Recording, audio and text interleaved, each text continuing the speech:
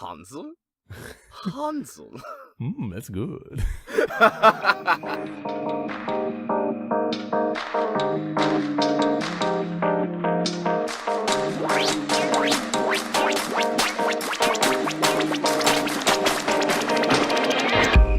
Hello, everybody, and welcome to Backstage Gaming. Dramatic takes on your favorite games. I'm Chris. And I'm Dylan. And I'm free as a fucking bird, you guys. Oh, have you finally moved on? I did it. I shuffled off this mortal coil, by which I mean okay. I'm not free yet, but a week from the day that you hear this episode, I will be free. Nice. I succeeded in my quest to get a day job that saps my soul a little bit less. I now have a new day job with more set hours so I can devote more of my time and know that I can devote more of my time to doing creative things. And my dude, it feels fucking good. I have a paying job, so I am currently happy, but we're both living the fucking dream. I don't know that this new job is going to be my dream job. I doubt it is, because it's not doing voiceover and theater full time. But man, does it feel good to just have a little bit of forward momentum and know that I'm going to have a little bit more money and a whole lot more reliable time. Yeah. Also, I'm thrilled that you have a job because I know that was causing you no end of stress. It was, there was that whole month of March where I was like, am I moving again or am I staying here? Yeah. So, I did have to sort that out, but either way, I'm glad that you've got the means to do some saving and the means to do some planning for whatever the next steps are going to be. So, guys, capitalism sucks, but boy, howdy, Dylan and I are winning at it right now. I wouldn't go that far. There is no winning in capitalism. That's fair enough. Unless you're Jeff Bezos. I was going to say, winning in capitalism is being Jeff Bezos, who I can now say, fuck you, Jeff Bezos, you don't own me anymore. Hey! I will no longer pawn your produce, Bezos. Sell your own crawdads. It sounds like he's like the queen of an ant colony or something.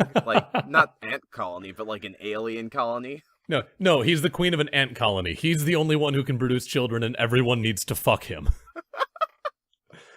Hey, we talk about video games on this podcast. Let's do that instead. Oh, you sure this isn't the weird, kink Jeff Bezos hour? I mean, that'll be our next Patreon stretch goal. So, good lord. Hey everybody, we've got a fun one this week. We've got one that has been on the docket to talk about since we started this fucking show, and we finally got around to actually doing some research. So, woo! Let's dive in. We're gonna be talking about an old form of theater that does not exist anymore, and how it has influenced games. And boy, howdy, I hope we're up to it. Or at least maybe how it's comparable to games. I'm not entirely certain that, it's a one-to-one, this influenced this. Oh, yeah, there's going to be some nuance here, but I think it'll be an interesting thing to dive into. We're going to be talking about something that is called commedia dell'arte. Commedia dell'arte is an old form of professional theater that originated in Italy, and it's very strange. So, the basic construction of a piece of commedia dell'arte theater is you start with a scenario that is essentially a prefab problem. And for the most part, they're pretty standard, there are young lovers being kept apart by the will of the father, or there's a servant who made a mistake and has to outwit his master to fix the problem, or, these sort of very arch household nobility type problems. Yeah. All of which are performed by a group of actors playing stock character roles. Yes. So more or less the same, half dozen characters appear in absolutely every one of these things. And I think this is going to be the meat and potatoes of what we talk about today. Yeah, the largest aspect. Yeah, the largest aspect of what we're going to sort of be looking at is this idea of the stock characters that was introduced by Commedia dell'arte.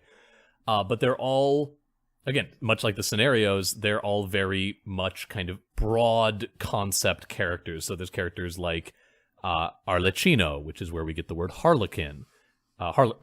Harley Quinn, who's like the mischievous servant who gets into trouble and gets out of trouble all the time. I think when we were in school, the character that was compared to the Arlecchino was like Bugs Bunny. Like yeah, that, Bugs that Bunny kind of, is very classically like very witty, like always gets himself into trouble, but is always like confident that he can get out, and like he outwits everyone and makes it to the end of the story all right. Yeah, actually, let's use Looney Tunes to just go down the line because holy cow, it works really well. Yeah.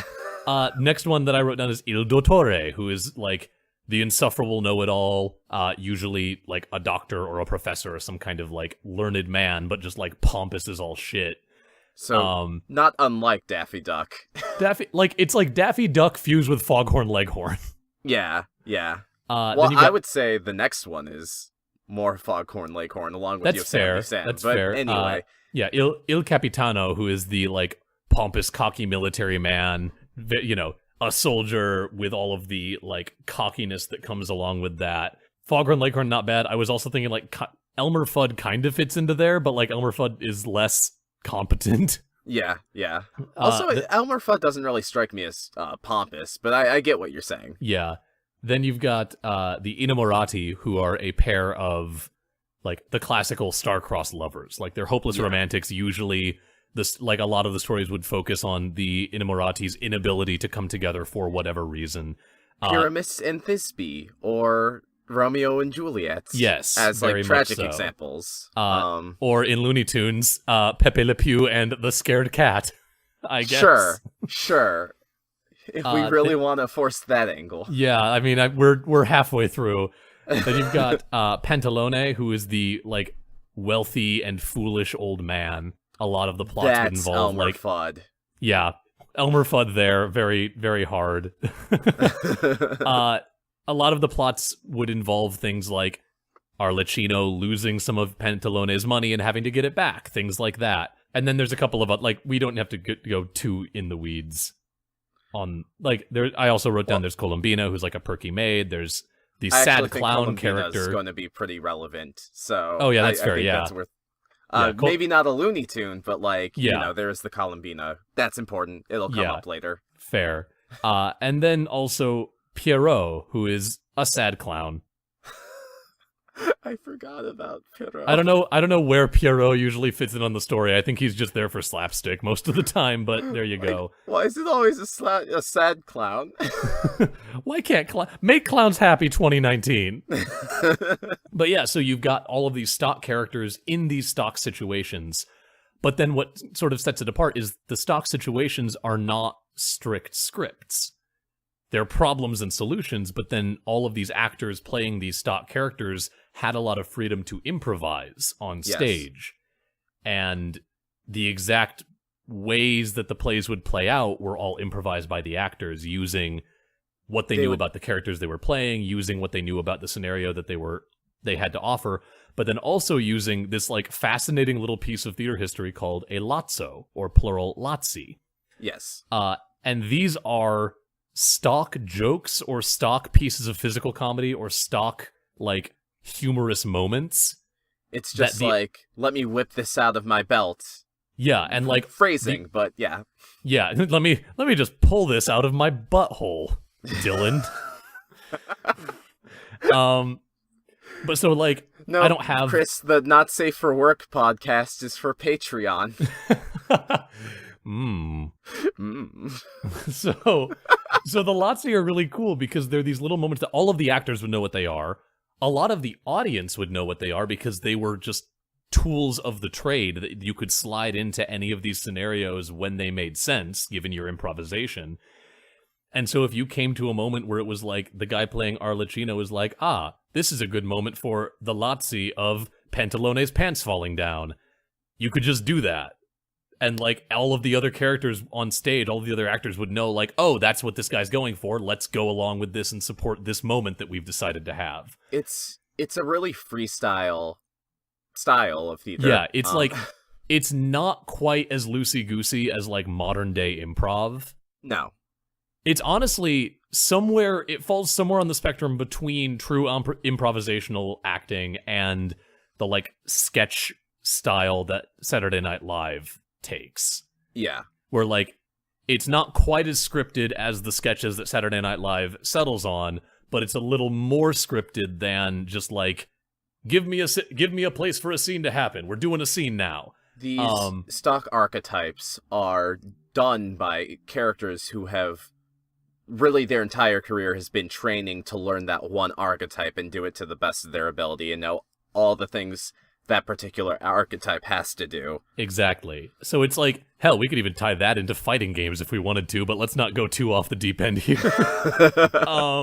The benefit of this, from a storytelling perspective, is that the audience already knew these characters. None of these plays had to do any work, at least after Commedia dell'arte became popular. None of the characters had to do any work, and none of the scenes had to do any work to characterize or develop these personalities. You saw someone come on stage in the Arlecchino costume, because there were also like set costuming ideas that went along with all these characters. You see someone come out dressed like Arlecchino or dressed like Pantalone, you know who they are, you know what they're going to be like, and you know what they're going to be bringing to the scene. You don't need to do any like legwork to introduce these characters to the audience, which is like a real strength of this kind of theater. And to just sort of like, to provide a leapfrog before we dive into the gaming side of things, modern sitcoms would not be possible without these ideas that were introduced in Commedia dell'arte. Like, a sitcom is a piece of commedia theater. All of the characters kind of fit this same, like, maybe not the exact archetypes, but the reason that a sitcom is able to work is because you introduce that, like, this character is the one who's long-suffering. This character is the one who's bad with money. This character is the grumpy old man neighbor. And then you just plug those characters into different situations and see what comes out. You know, say what you will about there are some very good sitcoms, there are some very bad sitcoms. Mm-hmm. That style of storytelling is very effective for the kind of stories that they wanted to tell. And now, let's talk a little bit about how these same tools can be used in some games that you might like, maybe, I don't know. We are starting with... Are we going to start with Final Fantasy? Let's just start with JRPGs. Yes. Because I think, you know, this applies to, like, a lot of Japanese media, but, you know, with a JRPG, you have a party, and each party member has their own distinct personality, which, you know, to the untrained eye, is just a stock character. And, like, yes, that is true, that, like, JRPGs fall into sometimes the trap, sometimes the blessing of being tropey. But I think kind of what I really wanted to touch on and what the start of this conversation was is that I think there's this huge difference between English dubs and Japanese dubs of various Japanese media, where there's a common criticism with English voice actors. When they do a performance, they get criticized for it just being their voice, or like they're not getting into the character enough in a weird way. And I think a huge portion of that mentality is that, like, you know, when I hear an English performance of a character, that is based on this very Western idea, Western insofar as, like, American, British idea of, like, a character's performance is just that actor doing what they would do with those characters' circumstances. Whereas, this Commedia dell'arte and, you know, presumably a more Japanese form of storytelling is to kind of embody these characters, embody the quirks that people associate with that stock archetype. So if you look at something like Persona, for example, you have the tomboy, you have the shrine maiden, you have the best friend character, you have the delinquent. These are all character archetypes that exist and have their own mannerisms. Yeah, which you can hear in the Japanese voiceover. Like, I do not speak Japanese, but, like, boy howdy do I love listening to the original Japanese voiceover work in games like this, because you get these, like, very consistent from experience to experience and from actor to actor. Like, you can have 3 different Japanese actors all voicing the same type of character, like all voicing the, you know, troublemaker best friend, Ryuji in Persona 5 type character. And, like, their voices are going to be different, but the performances all come from a very similar place of, like, trying to embody and get at this set character that everyone knows that they're going to be going to, which is a very different style of acting than you get when it's then localized and you get like, it's not better or worse when an English-speaking VA takes on, say, the character of Ryoji and does it in a different way. It's just a different approach to what they're trying to do.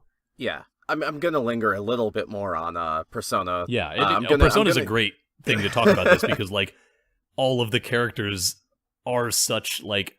They're very Breakfast Clubby, yeah, and I think that leans itself very well into the topic. Oh, yeah. One of the examples I like to point to whenever I talk about this with people in real life is... Am I not real to you?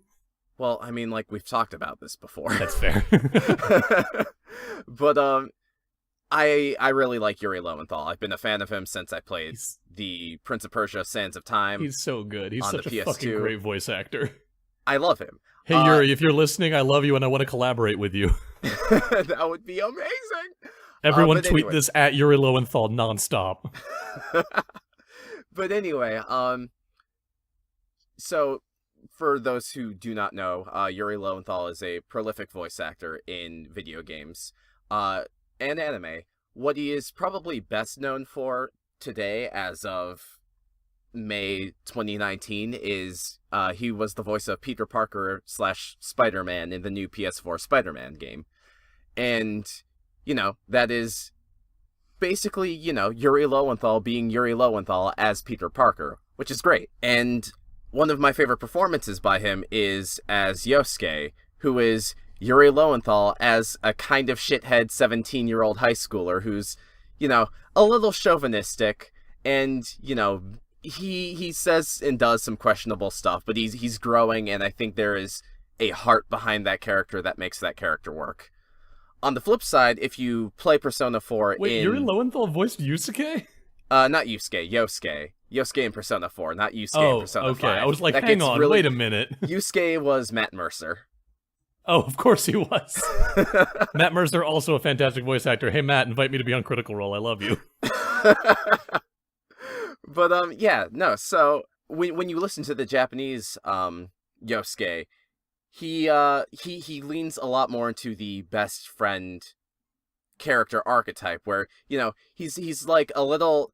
He's got, like, this nasally quality to his voice. You can kind of play the type of character that Yosuke is, and you can play it to, like, an equivalent character in, any anime. Right now I'm thinking of Code Geass, which is an anime from 10 years ago that's actually recently got re-released. Yeah, we talked about that once before. We are both on the fence of, like, it's fine.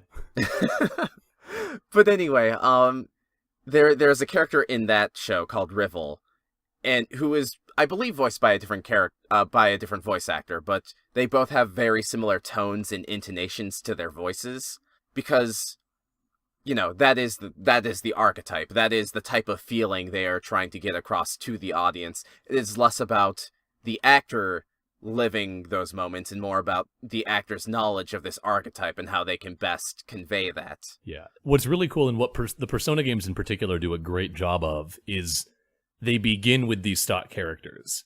And if you're a Japanese speaker and you're familiar with these archetypes and you hear the voiceover, that's going to do a lot for it. But even if you're not and you're just playing it, playing the English version, you can kind of pick up, like, oh, this is the popular schoolgirl, this is the troublemaking bad boy, this is the long-suffering art student, whatever. And they start the characters out in these zones that, like, the audience can immediately understand, because they're these stock characters that we're used to seeing in our media. But then what they do over the course of the story is they take that starting point, they take that character trope, and they use that as a building block upon which to, like, go in cool and unexpected directions, in a way that would be much harder to do if they had to devote a lot of time to introducing, like, this is what it means to be this kind of character. I think I'm gonna use one more example from Persona 4, and then we're gonna move on. But I think one of the biggest things is the character of Chie from Persona 4. Chie is this girl. She loves kung fu movies. She is very upbeat. I don't want to call her hyperactive, but, like, she has moments of being hyperactive. She is the Japanese archetype, or rather the American Western term for that Japanese archetype is the Genki girl. She's very upbeat, she's filled with, like, energy, and honestly, that's almost a one-to-one comparison to the Colombina from Commedia dell'arte. Yeah, the only thing that it loses out on is, like, the class connotation that was there, because Commedia was all about, like, class relationships. Yeah. And I think it still translates a little bit in Persona 4 specifically, because Chie is the best friend to a much more, I don't want to call her regal, but that's so cool. she's the daughter of the town's local inn owners, which is a very traditional inn with hot springs, and so it's like the town's one hotspot. Ooh, and so hot springs, you say? Yeah, so she's kind of the second banana to her best friend. So I think Dylan, when are we gonna have the backstage gaming onsen episode? That's a Patreon. That's a Patreon reward. But she's, you know, in her own way, she does kind of fulfill that role of being the maid, in that she is the best friend character to another character of a much higher social status. And so, with that in mind, in the original English dub, Chie was voiced by, I believe her name was Tracy Rooney, and I don't think Tracy Rooney has any other voiceover roles. I think she's done a couple live-action things, but, like, nothing huge. At first you can tell it's kind of awkward, but she grows into the role later. But, like, that character is always Tracy Rooney voicing. It's basically her voice. She's not doing any affectations. Chie feels like Tracy Rooney being Chie.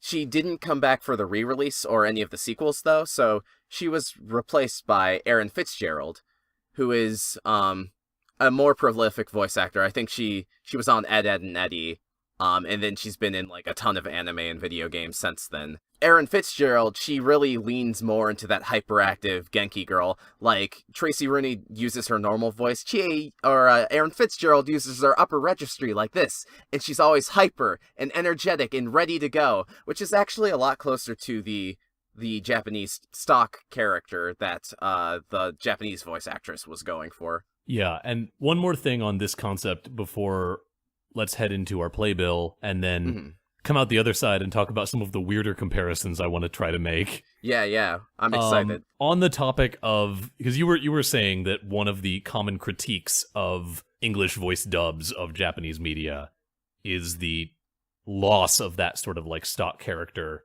voiceover work. Mm-hmm. When American, or more specifically, or I guess more broadly, when English-speaking VAs and voice directors have attempted to go for that, it hasn't really worked out that well a lot of the time.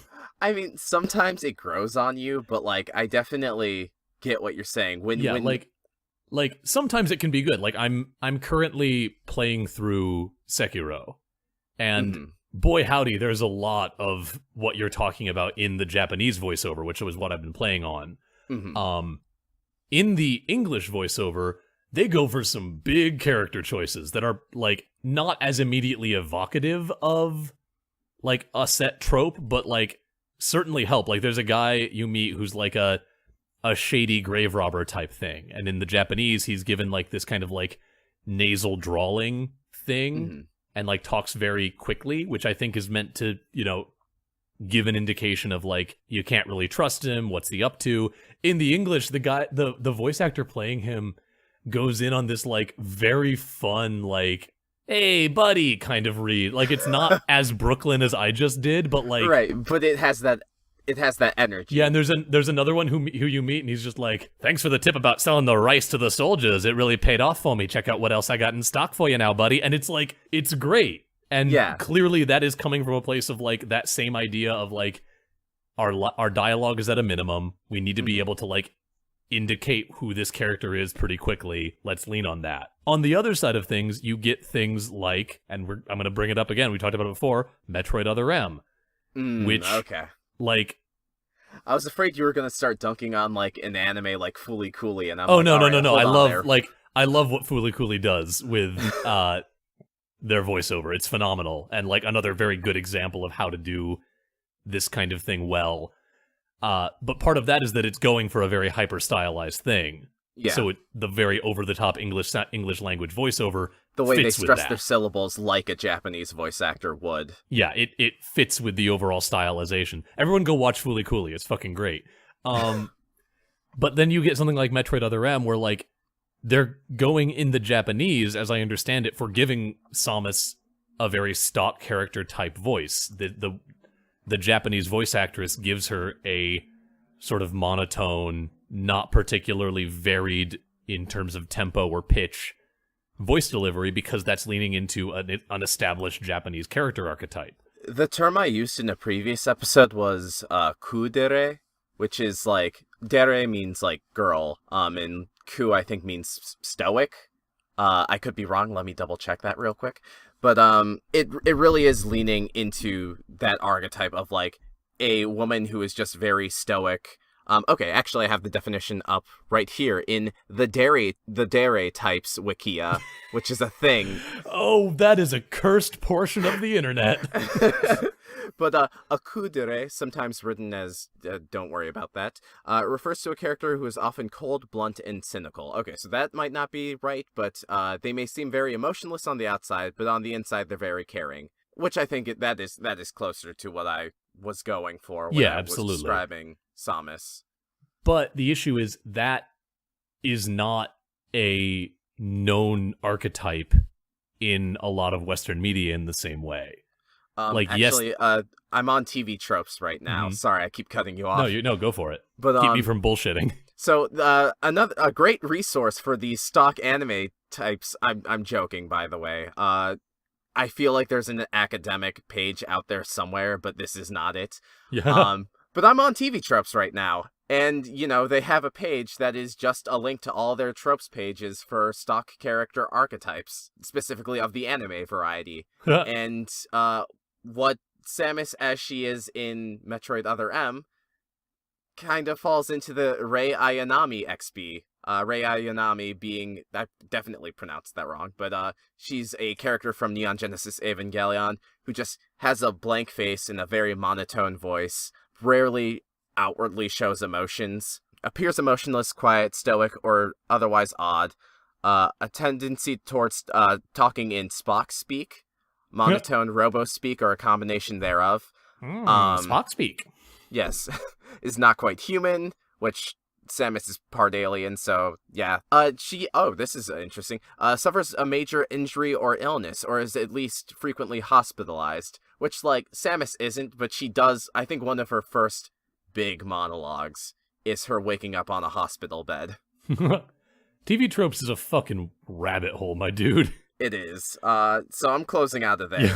But I thought that was worth diving into. Yeah. But like that character, like there are characters that fit a lot of that description in plenty of Western media, but like that's not a known like, oh, that Seinfeld character type thing in the same way that a lot of the more useful cultural touchstones would be in Western media. Kramer is not an archetype in and of himself? I mean, he's basically Arlecchino.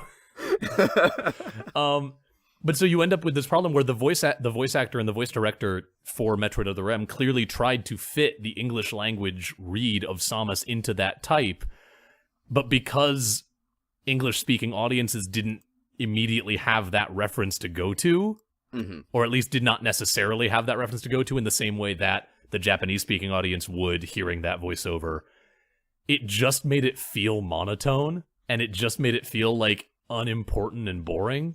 Yeah. And so that's sort of the danger with this kind of thing, is you need to strike a balance between leaning something on that is relatable to English ears while also kind of capturing the spirit of what this archetype is about. Yeah, you need to be aware of, like, is this archetype going to translate to the audience that we're localizing for? And if not, then that's when you want to go to a more naturalistic reading or switch to a different archetype that the audience will be familiar with. But now feels like a good time. Yeah, I think it's a good time for the playbill. Crack open the playbill, and then we'll come back with some real weird stuff. So join us on the other side of the music.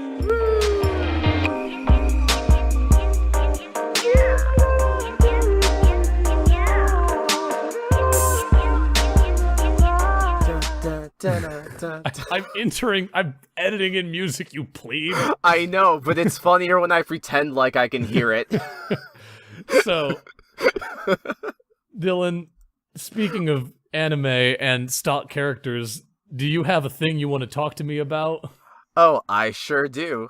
If you like what I'm talking about with all this anime business, and who doesn't like anime now in the year of our Lord 2019, you should check out Tokyo, Japan, anime. It's the best. Oh man, I love Michael B. Jordan. We should He's- get him on the podcast. Yo, Michael B. Jordan, get at us! Anyway, Welcome Okay. to our plug hour. yeah, it's gonna take an hour at the rate we're going. If you like anime, me and Chris and I, our mutual friend Coop, Absolute Dreamboat Coop, we are doing a podcast on the 80s mecha anime SDF Macross. So we talk about like this kind of intersection of Japanese pop culture, science fiction, the military. Right now, Coop and I are kind of tugging our collars where it's like how much of this show is military worship and how much of it is kind of a commentary on the military's place in society. We're still trying to figure that out. That's an interesting conversation to have, so you should listen to us at anchor.fm/dude you remember. That is DUDE, because our podcast is called Dude You Remember Macross. We are now on Spotify, Google Play, and Apple Podcasts. You should give us those 5 stars if you listen. And you can also check us out on facebook.com/dude you remember, and our Twitter handle is at dude you remember. Yeah, you should also go and check out the podcast, The Unexplored Places. It's an actual play podcast, game mastered by our friend Christine, who appeared on an earlier episode of our show. It's super fun. It's super spooky. They're wrapping up season 1 now and heading towards season 2, which I'm going to be involved in. And Dylan, are you going to be in season 2? I'm still not sure. Gotcha. I'd like to be, but I'm not sure if I'll be able to. Yeah, that's where I was until a couple days ago. So Okay. But Dylan and I are also both doing stuff with them for their Patreon content and their filler episodes to fill out between season 1 and season 2. So you should totally go give them a look. They also just are really, like, everyone else involved in the show is also super good and super fun to listen to. So you should give them a listen. They are at unexploredpodcast.libsyn.com, or you can find them on Twitter at unexploredcast. I've got like 3 more really quick plugs to throw out for just other podcasts that will feature my voiceover work in the near to distant future. Yep. You should check out Unwell, a Midwestern Gothic mystery. It's a fun, spooky audio drama that was made by another alum of Dylan and my school and features some really, like, absolutely mind-blowing audio editing. Like, holy shit, I want to sit down with the sound engineers they worked with and just learn from them. But I'm going to be in the last episode of that coming up in a few weeks. You can find them on Spotify, on iTunes, or at twitter.com. Their handle is at Unwell Podcast. You should also be on the lookout for 2 upcoming audio dramas, The God's Head Incidental, which is on Twitter at God's Head Pod, in which I play a neurotic mess, and The Lockups, which is on Twitter at Lockups Podcast, in which I play a jerky narc.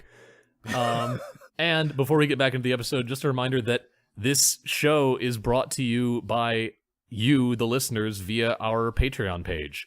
We are currently at the point where we are like $3 away from our first monthly goal, which is rad. And at which point we are no longer going to be losing money on this thing, which is super fucking cool. We have to do a shout out to, we have a new patron at the $5 a month level, our friend Dalton. Thank you, Dalton, for your support. We love you so much. God bless you, Dalton. And here's your shout out as promised on the website. And if you want a shout out or want a postcard or want some bonus content when we start putting that out, I'm still working on editing together the first blooper reel, because boy howdy, there's a lot of audio for me to sift through.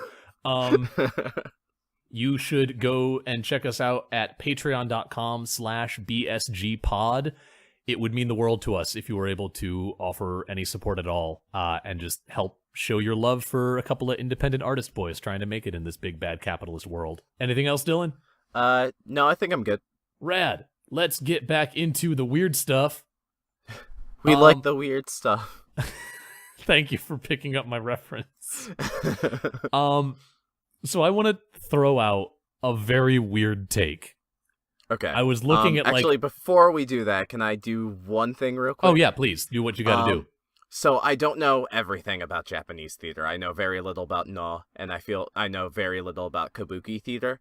But cool. the one thing I do know at least a little bit about, partially because it was discussed in Ace Attorney, but also partially because I had a friend who actually saw a performance, there is the Rakugo, or rather, I can't say Japanese R's without rolling my tongue. It's very hard. But Rakugo? Rakugo, because it's almost an L, but not quite. But anyway, the Rakugo, whatever. Rakugo performance, where it is a lone storyteller sitting on a stage, and they are telling a story, but when a character is talking, they are performing as that character, and they will have a prop, and they will handle the prop differently. In Ace Attorney, the character uses a fan, and he holds the fan differently and does different affectations and has different mannerisms when he is embodying different characters. So he will they will use that stock archetype to really kind of cement who is talking at any given moment. That's really cool.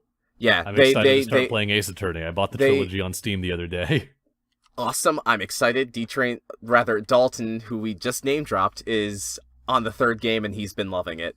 When the storyteller is giving these performances, they are sitting in the middle of the stage on their knees. They don't really move their lower body. It is all in the face and the hands, and it is a performance entirely given by their upper body. That's so cool. I love, and there's going to be a little bit of a tangent, but I love acting challenges like that. Yeah.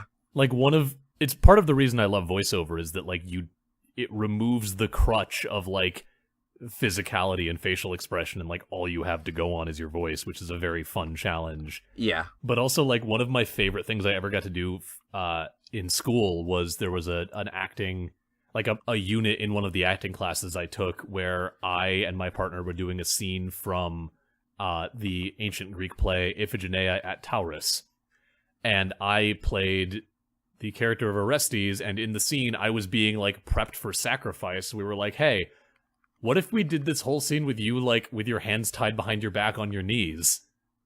And I just did a whole scene in one spot, bound on my knees, and it was one of the most fun acting things I ever got to do. That's so cool. It was really fucking cool. Anyway, let's get back into our actual topic. I did just see this. The difference between the characters is depicted only through change in pitch, tone, and a slight turn of the head. Yo, that's fucking rad. Yeah, it's really cool stuff. Oh, that's so cool. Man, I'm geeked. I want to go learn everything I can about No. Well, that's not No, that's Rakugo. Oh, gotcha. No, I'm still trying to learn about that. Yeah. So I'll look that up later. Hey, I'm going to throw this same plug out that I think I threw out in episode 2. If any of you listeners are experts in Japanese theater arts, get at us and get on this show. It'd be fucking rad. But I want to take a moment. I don't have a ton left to talk about that's concrete, but I have one theory that I want to dive into a little bit. Yeah, let's do it. So there's this idea of the Lotsie that I talked about earlier, that stock joke or stock comedic moment that the actors can just pull out of their hats if they see the situation arise or if they feel it would resonate well with the audience. And that had me thinking about customizable automation in games. Okay. In particular, it got me thinking about some of the modern Final Fantasy games have a system where you can program the AI of your companions. This is specifically 12 I'm going to throw out right now. Yeah, I knew it was in 12. I wasn't sure if it was in other games. 13 has something like it, but it takes a lot of the control out of the player. Rather than doing if-then statements, Final Fantasy 13 has you basically assign a character a job. Or rather, for the team, the 3-person team, you will have a preset that is this character's the medic, this character's a mage, and this character does buffing or whatever. And then you can switch between presets, and that will change what those characters do, but it's completely automated, which is interesting, but it's not quite as in-depth as Final Fantasy 12. Yeah, so in 12, you have a party that, starts at 2 or 1 and grows to, a half dozen different potential party members? Yeah. In 12, it's a half dozen, yeah. Yeah. And you can have, 3 of them active at a time or 4? 3. That's what 3 I thought. plus the guest character, if there is one. Yeah. And so those party members you can pick from your group, and Final Fantasy XII has an absolutely ridiculous amount of customization available to It also was just released on Switch and Xbox One. Dylan, are you falling down a hole? Yes, I'm falling down a hole called Final Fantasy XII. falling down a hole called the pile of copies of Final Fantasy XII that you own. I own 3 copies of Final Fantasy XII.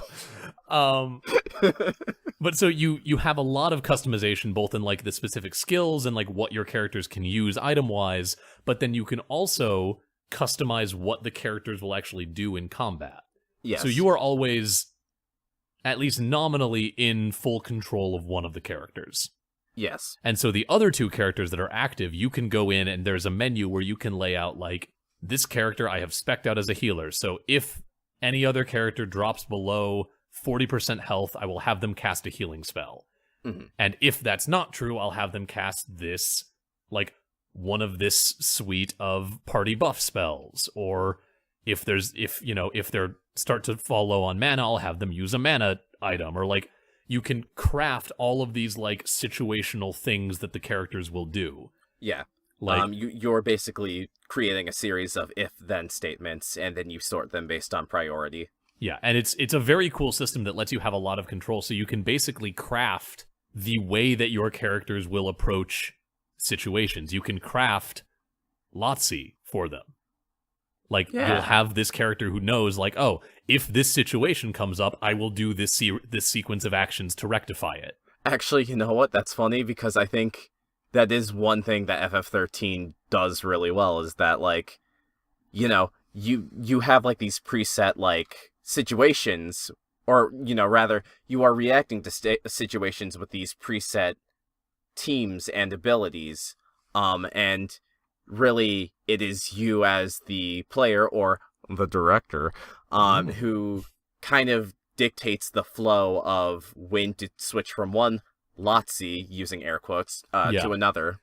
And then that's also taps into that Lots same so. concept of, like, you've got all of these set things that you can fall back on, but at the end of the day, if that's not working, you can just assume full control and start issuing your own commands and sort of improv it on the fly if you realize that your set maneuvers are not going to get the job done in a particular combat encounter. And just like that, I think, is such a cool blending of like Final Fantasy XII is like partially kind of a programming simulator in what you tell your characters to do, but then one that you can override and just be like, no, fuck it, get in the backseat, I'm driving. Yeah. And like, this is a stretch. Like, I'm not saying like, Final Fantasy XII's creators were looking at Commedia dell'arte and decided to use the Lotsie system. Like, that's of course not true. Yeah. But the similarity there is cool, and the fact that like you can sort of see it as you're building your own book of stock things to do that you can then flip through as necessary to like if adjust we on want the to fly. broaden this real quick, like even Persona from 3 onward and the Tales series, they also have options to tweak. They're not as in-depth as Final Fantasy 12 or 13, and they don't always work like they should. But in Persona 3 specifically, like if you want a character to focus primarily on healing, even if they can deal super damage against an enemy, you can do that. If you want an ally to solely focus on exploiting enemy weaknesses, that is an option. So it's not quite the same, but it's kind of, you know, it's still a read of the situation and being like, all right, so if we do things like this will be the smoothest way to get through this encounter. I think it's cool when games sort of put together all of these weird disparate, like seemingly disparate ideas, but find a way to mesh them together in a way that complements each other. Yeah. In a way that is very reminiscent of like a lot of the art forms that spawned out of Commedia dell'arte. Like, who would think it would be fun to watch a bunch of characters who never change do things over and over again? Well, some of the most popular TV shows of the last few decades have been sitcoms. That's that. Let's be real quick. Commedia dell'arte is really just a theatrical roguelike. That's really not wrong. That's the name of our episode now, theatrical roguelike. We got there. Are you sure it's not Commedia del Farte? All right, that'll probably more or less wrap us up. That feels like a pretty nice button. But Yeah, before we fully wrap up, I'm going to introduce a new section called DadBook, which is where I just share funny things my dad shared on Facebook. Because I've got a gem sitting in front of me. Okay, I guess. So, a little background info. For some reason, the town I grew up in of Marshall, Michigan still has a fucking operational family video. I don't know how. I don't know what dark pact with a demon the operators of this family video undertook to keep in business. But I have a better idea now because my dad shared on Facebook, and I quote, "So, family video in Marshall is now selling CBD oil." Which might be the most on-brand thing I've ever heard. Pick up your rented DVD and copy of an Xbox 360 game and a little bit of pot juice while you're there. Sure. This has been DadBook. We'll never be hearing from DadBook again. Thank you so much for listening to Backstage Gaming. We hope you had fun listening to us, contrive this episode into existence, but we certainly had fun doing the research and putting it together. I think we made it work better than if we didn't put any work into it. Oh, that's certainly true. This episode would not have flown at all if we used our usual winging it method. So, thank you again for listening. If you like what we're doing, you can check us out at bsgpod.com. That is our website. We've got all of our episodes there. We've also got bios and a contact form so you can get in touch with us. And if you like what we do, feel free to check us out. We're on all of your favorite podcatchers. And if you enjoy what we're doing, consider leaving a rating, leaving a review, talking us up to your friends, helping us grow, and helping us thrive. We love you. Also, you should check us out on social media. You can find us on Facebook and Twitter. Our handle is at BSG_cast. And, you can comment on our YouTube videos if that's more your thing. If you like or hate what we talk about, you can spread the word about how awful we are or how wonderful we are with the hashtag BSGPod. Huge thanks to our friend Brendan French for our key art. If you like the art that he has done for us, you should check out his other stuff on his Squarespace, brendanfrench.squarespace.com. That is BRENNEN-French.squarespace.com. You can also check him out on Instagram at Brendan French Arts. No hyphen, just the whole thing. The whole thing. The whole Brendan French. Just the whole Brendan French. We make sure here at Backstage Gaming to use every part of the Brendan French in our work. Thank you also to our friend BioQuery for the use of our theme song, Dot Sound Radio Volume 1 Instrumentality. He's a super great musician, producer, composer. He's got a lot of really cool electronica out. You can find his music at his SoundCloud, soundcloud.com/BioQuery. That's soundcloud.com/BIOQUERY. Or by searching him on Spotify, look up BioQuery. He actually just this past week put out, it's not him, it's another friend of ours from college who, or a couple friends of ours from college who have a band under the name Runner. That's RUNNNER. But BioQuery is featured as a synth artist and vocalist on their newest track, Frame, which is I've been listening to on repeat because it's really fucking good.